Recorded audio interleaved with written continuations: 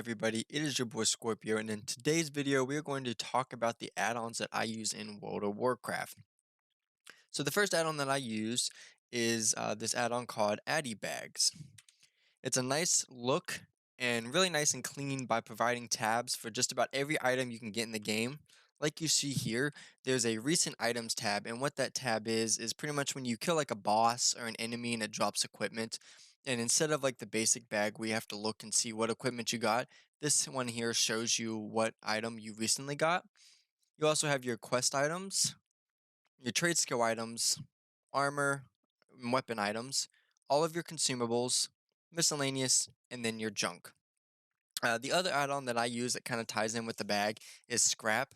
And what that pretty much does is it sells everything that is considered junk and not worth having in your inventory, which I really like because it saves me from having to look through it and see what needs to be sold and what doesn't. So it's a nice add-on to have for those of us that just doesn't know what is supposed to be sold and what is supposed to be kept. So the next add-on that I use, and I'm actually going to talk about, is the UI that I use. And the UI that I use is GW2 UI, also known as the Guild Wars 2 UI. And what I like most about it is the simplicity that it provides to my UI.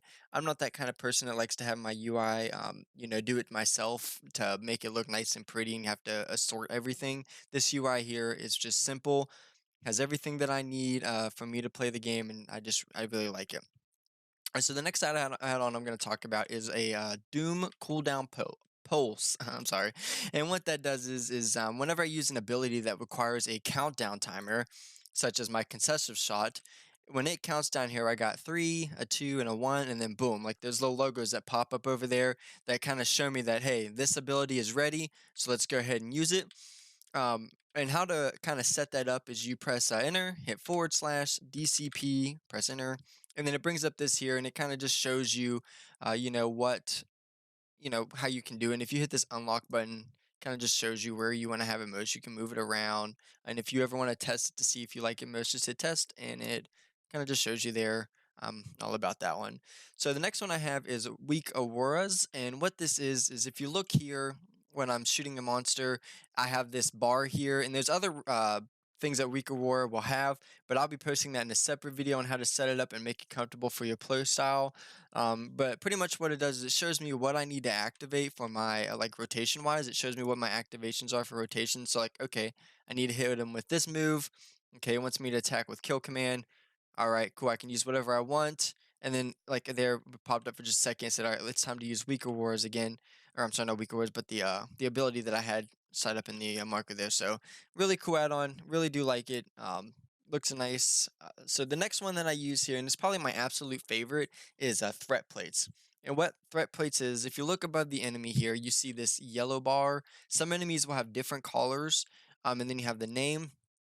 And it pretty much just like it's a nice way to see the enemy's bars and health and things like that. And you see these arrows here, which I can show you. I'll show you how to set up here in a second. But these arrows do is if you're in like a mob control and you don't know what enemy you're hitting, the arrows will be like, okay, you're hitting this enemy.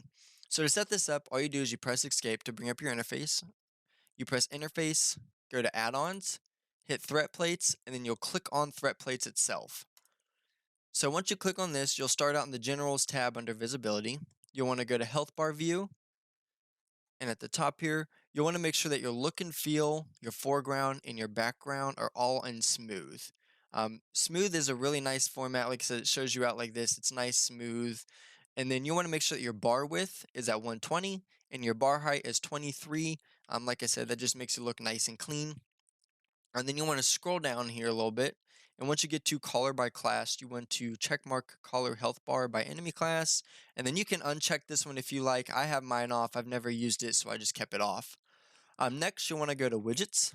And when you go to widgets, you'll want to go to auroras. And then here, you'll want to go scroll down until you see this thing here. It says scale. You'll want to go to debuffs, make that 130%. Buffs, make it 150%, and your crowd control, do 200%. Makes it look, like I said, nice, simple, clean. So to get those arrows that I was talking about earlier, you want to go to the target highlight, and then under style, just click through, go to arrows. There's other options you can play around with, look and see which ones you like best. I personally like the arrows, just kind of shows me what the like what I'm fighting. I know it's there. really nice.